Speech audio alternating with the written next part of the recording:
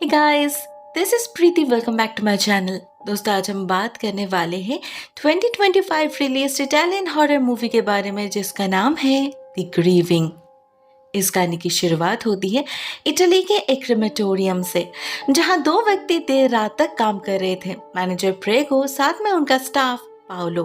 कल उन्हें किस किस के एशेस हैंड ओवर करने हैं वही डिस्कस कर रहे थे दोनों। ऐसे में काम करते करते ऑलमोस्ट 12 बज चुके थे तो प्रेगो पाओलो से कहता है जल्दी से सब कुछ रैप अप करने के लिए। पाओलो भी चला जाता है एशेस भरे कंटेनर्स को उनके शेल्फ्स पर रखने के लिए, लेकिन वहां जाते ही कुछ अजीब हरकतें होने लगते हैं उसके आसपास। फर्स्ट ऑफ ऑल, उसके पास वाले कमरे में रखे कॉफिन में एक डेड बॉडी अपने आप ही उठकर बैठ जाती है, मगर पाओलो उसे नोटिस नहीं करता। लेकिन दूसरे ही पल जब उसके पीछे किसी के फुटस्टेप्स सुनाई देती है, उससे पाओलो को झटका जरूर लगता है। उसे फील होता है कोई अभी उसके पीछे से भाग कर गया, लेकिन ये तो बस शुरुआत थी। इसके बाद जो होता है वैसा कुछ पाओलो ने अपने लाइफ में कभी एक्सपीरियंस नहीं किया था। उसे अचानक ही लगता है उन कंटेनर्स का पूरा शेल्फ ही कांप रहा है इतने जोर से कि सारे कंटेनर्स नीचे गिर रहे हैं। लेकिन अगले ही पल सब कुछ ठीक भी हो जाता है और पाओलो देखता है शेल्फ के पीछे छुपे अंधेरे से दोनों हाथ बाहर निकलकर एक कंटेनर को जकड़ रहा है, ऐसे दावा कर रहा है कि ये उसका है। बट अगेन दूसरे पर वो हाथ कहीं गायब हो जाते हैं और पाओलो को लगता है ये उसका भ्रम है, उसके आंखों का धोखा है। लेकिन क्या ये सच में सिर्फ उसका इमेजिनेशन था या फिर किसी अनहोनी का संकेत? ये सीन यहीं पर एंड हो जाती है और अगले सीन में हमें एक हफ्ते पहले का सीन दिखाया जाता है। हम मिलते हैं एक यंग एंड एम्बिशियस लड़की मिया से, जो थी तो बेसिकली इटालियन, लेकिन काम के सिलसिले में पिछले कुछ सालों से न्यूयॉर्क में रह रही थी। इस दुनिया में अपना कहने लायक बस एक ही इंसान था उसके पास, उसके डैड रेमंड, जो कि अभी भी इटाली में ही रह रहे थे अकेले उनके फैमिली हाउस में। अब ऐसा नहीं था कि मिया को अपने एजिंग डैड की परवाह नहीं थी, लेकिन फिर भी उसे उनसे दूर होना ही पड़ा था। एक्चुअली उसके माँ की मौत के बाद मिया के लिए उस घर में रहना इम्पॉसिबल हो चुका था। वो ना सच्चाई को एक्सेप्ट कर पा रही थी, ना सिचुएशन से कोप अप कर पा रही थी। ऐसे में लिटरली भाग आई थी वो उस घर से। हाँ, उसे पता था ये उसका बहुत सेल्फिश एक्ट था। उसे अपने डैड को अकेला छोड़ना नहीं चाहिए था। वो भी एक बहुत बड़े लॉस से गुजर रहे थे, तो उन्हें भी कंपनी की ज़रूरत थी, मेंटल सपोर्ट की ज़रूरत थी। लेकिन मिया से वो हो नहीं पाया, खुद को संभालने की हालत में ही नहीं थी वो। इनफैक्ट न्यूयॉर्क आने के बाद वो फिर कभी उस घर में लौट ही नहीं पाई। इधर उसका काम का प्रेशर भी बढ़ता ही चला गया, जिससे हुआ ये कि उसका उससे डैड से कांटेक्ट धीरे धीरे फीका पड़ता गया। हाँ, वो साल में 2-4 बार आ जाते थे न्यूयॉर्क अपने बेटी से मिलने, लेकिन ओवर फोन उनकी बातचीत काफी कम होती थी। मिया को वक्त ही नहीं मिलता था। तो ऐसे ही दिन गुजर रहे थे। मिया को अपने करियर में फाइनली एक बहुत बड़ा ब्रेक मिल चुका था, जिससे वो बहुत ही ज्यादा खुश थी। लेकिन इसी बीच एक दिन एक कांड हो जाता है। वो जब अपने अपार्टमेंट में सो रही थी तो देर रात अचानक एक सपना आता है उसे। सपने में वो अपने डैड को देखती है जो उसे बुला रहे थे, लेकिन उनका चेहरा वो बहुत ही भयानक दिख रहा था, ऑलमोस्ट डिमोनिक। उन्हें देखकर डर के मारे तो मिया की नींद ही टूट जाती है। वो समझ नहीं पाती आखिर उसने ऐसा सपना देखा ही क्यों, क्या मतलब उस सपने का। अपने अंदर एक अजीब तरह की बेचैनी महसूस कर रही थी मिया। ऊपर से जब उसी दिन उसे अपने डैड के दोस्त से कॉल मिलता है और उसे पता चलता है कि एनेरिज्म के कारण उसके डैड की मौत हो चुकी है, तब तो जोर का झटका लगता है उसे। अंदर तक हिल जाती है मिया। उसे एहसास होता है इस पूरी दुनिया में वो बिल्कुल अकेली हो चुकी है। नाउ बैक टू प्रेजेंट, हम मिया को इटली के उसी क्रेमेटोरियम में देखते हैं जिससे इस फिल्म की शुरुआत हुई थी। प्रेगो उसे उसके डैड के एशेस हैंड ओवर करता है और इस मामले में इटालियन रूल्स एंड रेगुलेशंस के बारे में भी अलर्ट करता है। कहता है वो ना इस कंटेनर को खोल सकती है, ना इन एशेस को कहीं स्प्रेड कर सकती है। उसे इन्हें प्रॉपर्ली बरी करना होगा, और वो भी गवर्नमेंट से परमिशन मिलने के बाद। वो लोग रिक्वेस्ट सबमिट कर रहे हैं, लेकिन अप्रूवल के लिए उसे कुछ दिन इंतजार करना पड़ सकता है। अब मिया को ये सारे रूल्स ऑलरेडी पता था। अपने माँ के फाइनल रिचुअल्स भी तो उसी ने पूरा किया था, लेकिन इस बार ये कुछ दिनों का इंतजार उसके लिए और भी ज्यादा पेनफुल होने वाला था, क्योंकि इस बार उसका गम बांटने वाला और कोई नहीं था। मिया अपने डैड के एशेस को लेकर उनके घर जा पहुंचती है, जिसमें सालों बाद वो कदम रख रही थी। काफी खाली सा लग रहा था उसे सब कुछ। घर के हर कोने में रेमंड की चीजें बिखरे पड़े थे, उसके कपड़े, जूते, ब्लैंकेट, उसकी फोटोज और उसकी फेवरेट रेड वाइन की बॉटल्स, सब कुछ। हर तरफ बस यादें ही यादें थी। ऐसा लग रहा था जैसे वो बस कुछ देर के लिए बाहर गए हैं और अभी लौट आएंगे। मिया के लिए इन सब से डील करना आसान नहीं था। हजारों इमोशंस चल रहे थे उसके दिमाग में। ऐसे में सबसे पहले जो वो करती है वो है अपने माँ की एक पेयर ऑफ इयररिंग्स उठाकर अपने डैड के उस एशेस वाले कंटेनर में रख देती है, ताकि मरने के बाद भी वो लोग एक साथ रह सके। लेकिन ऐसा करते हुए वो भूल जाती है कि उस कंटेनर को खोलना मना था। क्यों? उसका जवाब उसे अगले ही पल मिल जाता है, जब मिया को घर में अपने आसपास किसी की प्रेजेंस फील होने लगती है। जाने अनजाने में बहुत कुछ हो रहा था उसके चारों तरफ, जिसकी शुरुआत होती है फ्रंट डोर के ओपनिंग से। उस रात जब मिया अपने कलीग से बात कर रही थी, तब अचानक ही उसे एक बैंगिंग की आवाज सुनाई देती है। इनफैक्ट उन दोनों को ही। चेक करने पर मिया को पता चलता है घर का फ्रंट डोर खुला रह गया है और वही हवा में बार बार टकरा रहा है, जबकि वहां कोई हवा चल ही नहीं रहा था। ऊपर से मिया जैसे ही उन डोर्स को बंद करने जाती है, उसे हेजी ग्लास के पीछे से किसी का फिगर नजर आता है, धुंधला सा, पर वो था जरूर, और वो दिखने में रेमंड की तरह ही लग रहा था। लेकिन जैसे ही मिया दरवाजा बंद कर देती है, उसे वहां और कोई नजर नहीं आता, एज इफ वो फिगर कहीं हवा में गायब हो चुका था। इस सब से मिया को लगता है कि शायद टायर्डनेस की वजह से उसे ऐसे डिल्यूशंस हो रहे होंगे। मे बी उसे नींद की जरूरत है, लेकिन उसे नींद तो आ ही नहीं रही थी। इसलिए वो अपने डैड के वाइन बॉटल में से थोड़ा सा वाइन पीकर सो जाती है। लेकिन पूरी रात रेस्ट लेने के बाद भी जब वो अगले दिन सुबह उठती है और पैकिंग करने बैठती है, तब भी उसके साथ कुछ ऐसे हादसे होने लगते हैं जिनका कोई एक्सप्लेनेशन उसके पास नहीं था। जैसे जब वो रेमंड के कपड़े पैक कर रही थी, तब उसने अपने हाथों से उनकी रोब एक बॉक्स में डाला था, लेकिन दूसरे पल वो मिया को हैंगर पे दिखता है। फिर जब वो लिविंग एरिया पे जाती है तो उसे दिखता है वाइन ग्लास कंप्यूटर के सामने पड़ा है, जबकि उसने कल रात ही खुद उसे साइड टेबल पर रखा था। उसे पक्का याद है। अब ये सब जो कुछ भी हो रहा था वो तो फिर भी ठीक था। मिया खुद को दिलासा दे पा रही थी कि जरूर वो ही गलत समझ रही होगी, वो ही भुलक्कर है। लेकिन इसके बाद जो होता है वो इतना ऑब्वियस था कि मिया को और कोई एक्सक्यूज ही नहीं मिलता। उसे यकीन करना ही पड़ता है इस घर में कुछ है, कोई है जो अपना प्रेजेंस साबित करने की कोशिश कर रहा है।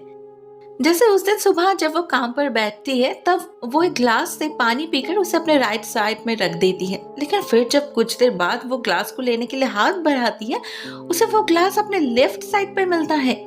इस बार भी मिया को लगता है जरूर उसी ने लेफ्ट साइड पर रखा होगा।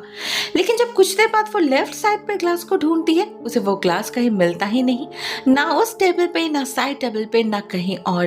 कंप्लीटली गायब हो चुका था वो ग्लास। उधर ठीक उसी वक्त मिया को अपने पीछे बेडरूम का डोर ओपन होने की आवाज भी सुनाई देती है, पर घर में तो मिया के अलावा और कोई था ही नहीं, या फिर था, वही जानना था मिया को।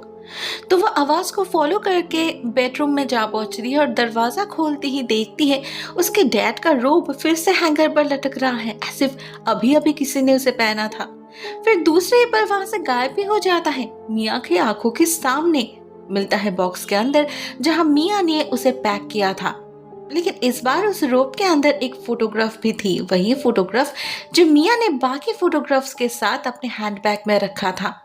मिया को तो अपने आंखों पर यकीन ही नहीं हो रहा था, आखिर हो क्या रहा था ये सब उसके साथ।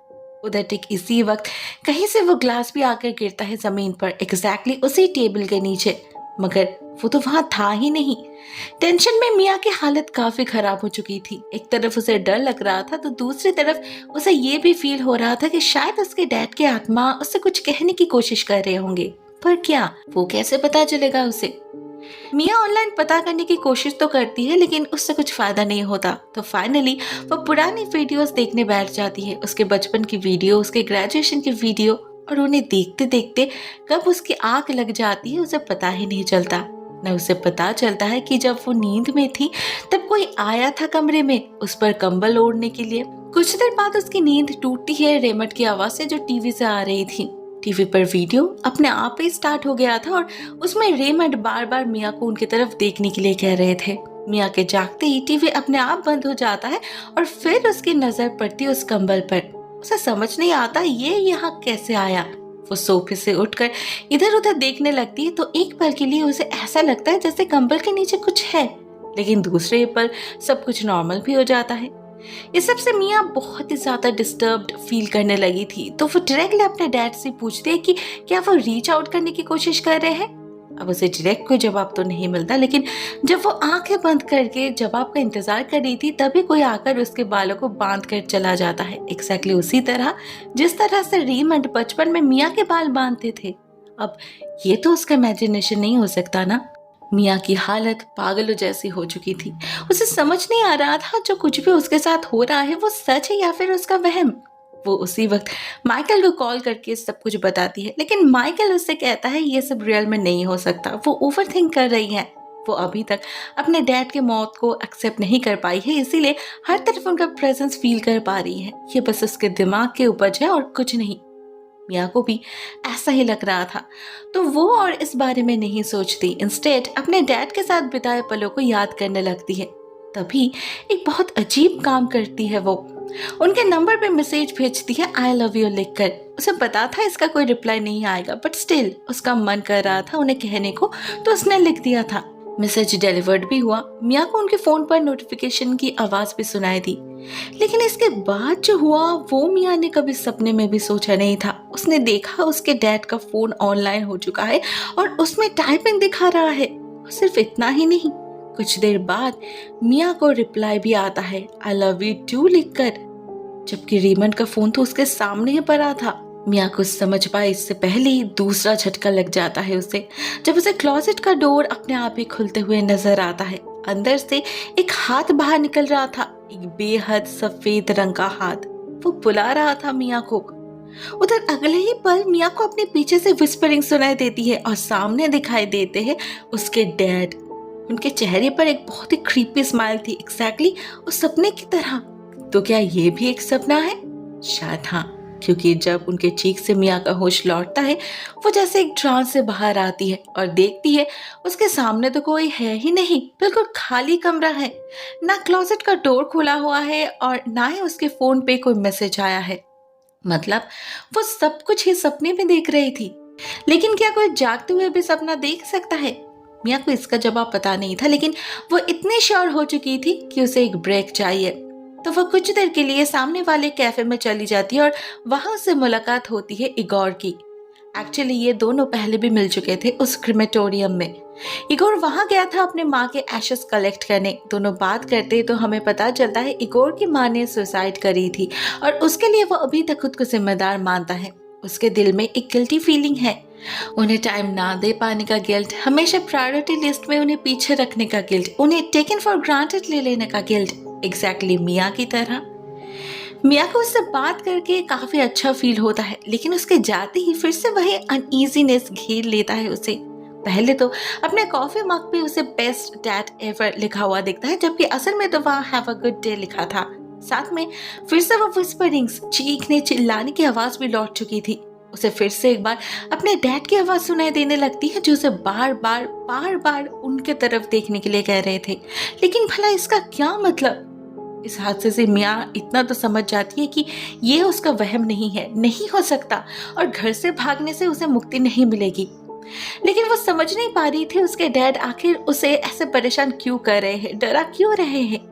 इसलिए क्योंकि उसने अपने बेटी होने का फर्ज ठीक से नहीं निभाया, या इसलिए कि वो आखिरी समय उसके साथ नहीं थी। मिया बहुत ही ज्यादा फ्रस्ट्रेटेड हो चुकी थी, तो वो फिर से एक बार माइकल से डिस्कस करती है और इस बार तो माइकल को भी रेमंड की आवाज सुनाई देती है। ये आवाज उस एशेस वाले कंटेनर के अंदर से आ रही थी और उसके पास जाते ही घर का लैंडलाइन भी बजने लग जाता है, जबकि उसका प्लग तो निकला हुआ था। मिया जैसे ही कॉल को रिसीव करती है उसे अपने डैड की आवाज सुनाई देती है, दिस टाइम मोर क्लियरली। वो उससे मदद मांग रहे थे, लेकिन मिया कुछ समझ पाए इससे पहले वो कॉल कट हो जाता है और उसे अपने पीछे रेमंड की आत्मा नजर आती है, जो बहुत ही गुस्से में उसके तरफ आगे बढ़ रहे थे। फिर दूसरे ही पर वो कहीं गायब हो जाते हैं और मिया को फील होता है पूरा घर ही जैसे उस पर टूट पड़ेगा। भले ही अगले ही पल सब कुछ नॉर्मल भी दिखता है मिया को, लेकिन वो और यहाँ सेफ फील नहीं कर रही थी, डर लगने लगा था उसे। तो वो बाहर जाकर अपने गाड़ी में बैठ जाती है और वहीं पर उससे मिलने आती है ग्लोरिया। बताती है वो उसके डैड को जानती थी। उनके मरने से कुछ दिन पहले ही वो ग्लोरिया के पास गए थे उसकी मदद मांगने। अब मिया इस औरत को देखकर थोड़ा सा घबरा जाती है क्योंकि उसने इसे कैफे में भी देखी थी। अजीब तरह से घूर रही थी वो मिया को, ना कुछ बोल रही थी ना पूछ रही थी, बस एक टक देखी जा रही थी उसे। अब इससे तो मिया को अनकंफर्टेबल फील होगा ही ना। लेकिन इस बार उनका बर्ताव काफी नॉर्मल था। वो बहुत ही नॉर्मली ग्रीट करती है मिया को, लेकिन वो उसे जो बताती है वो बिल्कुल भी नॉर्मल नहीं था। वो बताती है रेमंड पिछले कुछ दिनों से बहुत ही परेशान थे। उन्हें कुछ हॉन्ट कर रहा था इस घर में, समथिंग सुपरनैचुरल, समथिंग इविल, और इसीलिए उन्होंने ग्लोरिया को कांटेक्ट किया था। ग्लोरिया एक साइकिक है तो उन्हें उम्मीद थी कि वो उनकी मदद कर सकेंगे। अब इतना कहकर ग्लोरिया थोड़ा रुकती है और मिया से पूछती है क्या उसने इस घर में कुछ महसूस किया है, कोई प्रेजेंस। मिया जवाब देती है हाँ, मगर सिर्फ अपने डैड के, किसी और का नहीं। मिया उन्हें बताती है कैसे पिछले 2 दिन से वो सफर कर रही है और क्यों उसे लग रहा है कि उसके डैड उससे खफा है। लेकिन सब कुछ सुनकर ग्लोरिया बताती है कि तुम्हें कैसे पता, जिसे तुम देख रहे हो वो तुम्हारे डैड ही है। ईविल किसी का भी रूप ले सकता है, तो हो सकता है उसने रेमंड का रूप ले लिया हो ताकि वो तुम्हें अपने जाल में फंसा सके। वैसे भी उसे इस घर में क्वाइट हेवी फील होने लगा था। वो फील कर पा रही थी यहाँ पर कुछ ना कुछ तो जरूर है। अपनी बातें साबित करने के लिए ग्लोरिया एक टाइप ऑफ सियांस भी परफॉर्म करती है रेमंड के एशेस के साथ। उसे कांटेक्ट करने की कोशिश करती है वो, एंड एट द एंड वो कंफर्म करती है कि इस घर में सच में एक इविल एंटिटी है जिसने रेमंड को पोजेस किया था। उसने आफ्टर लाइफ में भी रेमंड का पीछा किया है उसके सोल को क्लेम करने के लिए। रेमंड से जुड़ चुका है वो। जीते जी तो उसने रेमंड को चैन से जीने नहीं दिया और अभी उसके मरने के बाद भी उसके सोल को तड़पा रहा है। और मिया ने उस एशेस वाले कंटेनर को ओपन करके उन दोनों को ही रिलीज कर दिया है, मगर रेमंड अभी भी उसके कब्जे में है। इसीलिए ही तो मिया को उसकी आत्मा डिमोनिक लगी थी। वो मिया को डराना नहीं चाहते थे बल्कि उसे वार्न करने की कोशिश कर रहे थे जब से वो इस घर में आई है तब से, और साथ में मदद की पुकार भी लगा रहे थे अपने बेटी से। एक्चुअली रेमंड के लोनलीनेस का फायदा उठाकर ही उस डीमन ने खुद को उससे अटैच किया था। अभी अगर वो आजाद नहीं हो पाया तो उसे मुक्ति नहीं मिलेगी और वो हमेशा के लिए इसी डीमन के साथ रह जाएंगे उसकी दुनिया में। उन्हें कुछ भी करके रेमंड की मदद करनी ही होगी, लेकिन कैसे? ग्लोरिया जितनी बार रेमंड से कांटेक्ट करने की कोशिश कर रही थी वो एंटिटी बीच में आ रहा था, एंड एट लास्ट वो उसे दिखाई भी देता है। हमला कर देता है वो ग्लोरिया पर। जैसे ग्लोरिया को रियलाइज होता है इससे तो वो पहले भी मिल चुकी है। उस पर भी हावी होने की कोशिश करी थी इस एंटिटी ने, और उससे लड़ने के लिए ग्लोरिया को उसके दुनिया में भी जाना पड़ा था। वहाँ हजारों दरवाजे थे और उनके अंदर कैद थे उसके हजारों विक्टिम्स। उसने अपने आंखों से देखा था कैसे उन सोल्स को तड़पा रहा है वो डीमन, कैसे उनसे फीड कर रहा है। उस वक्त बहुत मुश्किल से उसे धोखा देकर ग्लोरिया ने उसे उसी की दुनिया में बंदे बनाकर भाग निकली थी, पर वहां से वो डीमन आजाद कैसे हुआ, कैसे रेमंड उसके जाल में फंसे, उसके बारे में ग्लोरिया को कोई आइडिया नहीं। अभी तक रेमंड का फ्यूनरल नहीं हुआ तो अभी भी उसके आजाद होने के चांसेस है। अभी भी फ्री हो सकता है वो उस एंटिटी के कब्जे में से, लेकिन उसका बस एक ही उपाय है, मिया को उस एंटिटी के दुनिया में जाना होगा। सिर्फ वो ही अपने डैड को बचा सकती है। लेकिन इस पॉइंट पे ग्लोरिया उसे वार्न भी करती है कि ये एंटिटी बहुत ही शक्तिशाली है, उससे लड़ना आसान नहीं होगा। वो मास्टर ऑफ डिस्गाइज है, मिया को बहलाने के लिए कुछ भी कर सकता है वो। मिया को बहुत ही अलर्ट रहना होगा। ग्लोरिया अपने शक्ति की मदद से उसे उस दुनिया में भेज तो सकती है, बस सिर्फ कुछ समय के लिए, और वहां जाकर जो करना होगा मिया को खुद ही करना होगा, अकेले। ग्लोरिया और उसकी कोई मदद नहीं कर पाएगी वहां। साथ में उसे कुछ रूल्स भी समझा देती है ग्लोरिया। जैसे वहां जाते ही उसे हजारों डोर्स दिखेंगे, उनमें से उसे रेमंड वाले डोर को ढूंढना है और उसे खोलना है, इससे वो आजाद हो जाएंगे। लेकिन वो डीमन फिर उस पर कब्जा ना कर पाए, इसलिए इस दुनिया में लौट कर मिया को उनके एशेस को स्प्रेड भी करना होगा, क्योंकि बरी करने से फिर से पोजेशन का चांस रह जाता है। साथ में ग्लोरिया उसे अलर्ट भी कर देती है कि उस दुनिया में उसे किसी से भी बात नहीं करनी। अगर कोई उससे बात करने आए या उसकी मदद करने का दिखावा करे तो वो सभी एक ट्रैप होगा, मिया को उनमें नहीं फंसना। इतना कहकर ग्लोरिया अपने चैंटिंग शुरू करती है और मिया अनकॉन्शियस होने लगती है। फाइनली जब उसकी आंखें खुलती हैं तब तक वो उस डीमन के दुनिया में पहुंच चुकी थी। बहुत ही अजीब थी वो दुनिया। एक बड़ा सा कमरा था जहाँ जमीन पे हर तरफ बस धुआं ही धुआं था। मिया को ऐसा लग रहा था जैसे वो क्लाउड्स पर चल रही है। ऐसे में उसे सामने एक लड़की दिखती है जो कोई और नहीं वो खुद ही थी। बहुत ही अजीब तरह से बेंट हो रहा था उसका शरीर। फिर अचानक ही वो गायब भी हो जाती है और मिया को अपने सामने दिखाई देती है एक कॉफिन, जिसके अंदर उसके डैड थे। जैसे ही वो उसे छूती है, रेमंड की जगह खुद कैद हो जाती है वो उसके अंदर और पैरों तले आग लग जाती है उसकी। मिया को फील होता है उसका शरीर जल रहा है। ऐसा लग रहा है जैसे उसे भी क्रिमेट किया जा रहा है, मगर जिंदा। डर के मारे जब उसकी हालत खराब हो जाती है, वो पागलों की तरह चिल्लाने लगती है। तब अचानक ही वो खुद को वापस इस कमरे में पाती है जहां उसका इंतजार कर रहा था रेमंड। नाउ ऑब्वियसली अपने डैड को सामने देखकर काफी खुशी होती है उसे, लेकिन थोड़ा कंफ्यूजन भी होता है क्योंकि ग्लोरिया ने कहा था वो किसी दरवाजे के पीछे होंगे कैद हालत में, तो वो ऐसे खुले में घूम कैसे पा रहे हैं। मगर अगले पल मिया का कंफ्यूजन दूर हो जाता है जब वो देखती है उसके डैड अपना फेवरेट वाइन छोड़कर वोडका पी रहे हैं, जो उन्होंने कभी लाइफ में नहीं पिया। अब इससे मिया समझ जाती है ये उसके डैड नहीं हो सकते, ये तो एक छलावा है। लेकिन जैसे ही वो उस एंटिटी को कन्फ्रंट करती है, वो उस पर हमला कर देता है, उसे चोट पहुंचाकर डराने की कोशिश करता है। लेकिन मिया भी इतने आसानी से हार मानने वालों में से नहीं थी। वो डट कर सामना करती है उस एंटिटी का, जिससे उसके सामने एक नया रास्ता खुल जाता है, एक दरवाजा। उसके अंदर जाते ही मिया को सामने हजारों दरवाजे दिखते हैं, नीचे से ऊपर तक हर तरफ बस डोर्स ही डोर्स थे। मिया समझ जाती है वो अपने डेस्टिनेशन तक पहुंच चुकी हैं। यही उस डीमन का डायमेंशन का एंट्रेंस है। अभी बस उसे सही दरवाजा ढूंढना होगा। तो मिया और देर नहीं करती, हर एक दरवाजे के कीहोल से अंदर झांक के चेक करने लगती है वो, और हर एक के अंदर उसे अलग अलग आत्मा नजर आती है जो उस डीमन के हाथों कैद थे, एग्जैक्टली जैसे ग्लोरिया ने बताया था। फाइनली बहुत ढूंढने के बाद उसे रेमंड का दरवाजा भी मिल जाता है, तो वो उसका लॉक खोल देती है और वो डीमन उन्हें पकड़ पाए इससे पहले उन्हें लेकर भागने में कामयाब भी हो जाती है। एट लास्ट रेमंड को मुक्ति मिल चुकी थी, तो वो अपने आफ्टर लाइफ के जर्नी पर निकल पड़ते हैं। इधर ग्लोरिया भी मिया को वापस बुलाने लगी थी, तो वो भी रियलिटी में जाग उठती है। अब उसका मेन काम खत्म हो चुका था, अभी बस बारी थी तो उन एशेस को स्प्रेड करने की, जो वो अगले दिन ही कर देती है, इस उम्मीद में कि उसके डैड पर और कभी कोई हानि नहीं पहुंच सकेगी। होपफुल एक पीसफुल आफ्टर लाइफ नसीब होगा उन्हें। इस उम्मीद के साथ मिया घर भी लौट आती है और अपना सामान पैक करने लगती है न्यूयॉर्क वापस जाने के लिए। मगर ठीक तभी उसकी नजर पड़ती है एशेस के खाली पैकेट के पास पड़े एक छोटे से टैग पर, और मिया जब उस टैग को उठाकर देखती है, एक जोर का झटका लगता है उसे, क्योंकि वो एक नेम टैग था और उस पर जो नाम लिखा था वो रेमंड का नहीं था बल्कि ग्लोरिया का था। पर कौन ग्लोरिया? वही जिसने मिया की मदद करी या कोई और अगर ये ग्लोरिया वही ग्लोरिया है, तब तो इसका मतलब वो मर चुकी है ना। मतलब मिया ने अभी तक एक आत्मा से बात करी, लेकिन क्यों, कैसे, कौन है ये ग्लोरिया और क्यों उसकी मदद करी?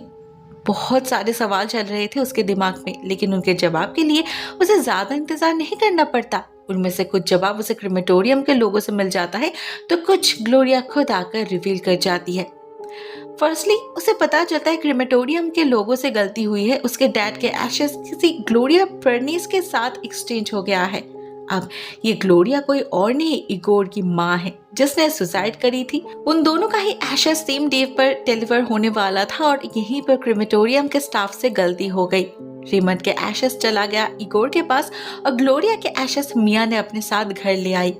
अब यहाँ से बाकी की स्टोरी ग्लोरिया खुद बताती है, लेकिन ये ग्लोरिया तो असल में ग्लोरिया थी ही नहीं, वो डीमन था जिसे मिया ने अपने अनजाने में ही अपने लाइफ में वेलकम किया था ग्लोरिया के एशेस वाले कंटेनर को ओपन करके।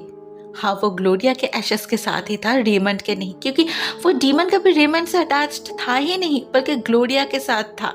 ग्लोरिया थी उसकी शिकार, रेमंड नहीं। इनफैक्ट रेमंड को तो वो डीमन जानता तक नहीं था। यहाँ पर एक छोटे से फ्लैशबैक से हमें पता चलता है कैसे ग्लोरिया ने उस डीमन के हाथ से बचने के लिए सुसाइड करी थी, और जैसे वो एंटिटी उसके सोल को क्लेम करने आया था, उसने उसे उसी के दरवाजे के पीछे लॉक कर दिया था।